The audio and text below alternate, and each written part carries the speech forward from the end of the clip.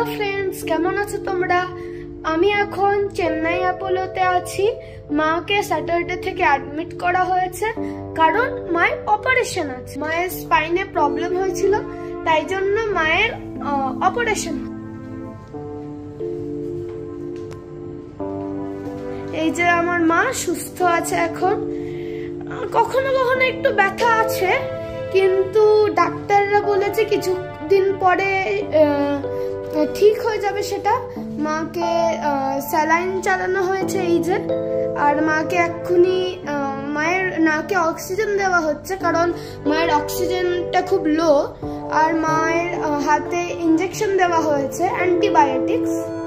মাকে ট্রিটমেন্ট করছেন ফেমাস একজন, তার নাম হচ্ছে ডক্টর সিদ্ধার্থ ঘোষ। তিনি একজন ফেমাস নিউরোসার্জন, ইন্ডিয়াতে একজন বড় নিউরোসার্জন। তাই জন্য আমরা চেন্নাই অ্যাপোলোতে এসেছি মাকে দেখাতে, মায়ের অপারেশন করার জন্য। তোমরা সবাই প্রে করো যাতে মা তাড়াতাড়ি সুস্থ হয়ে যায়। Thank you.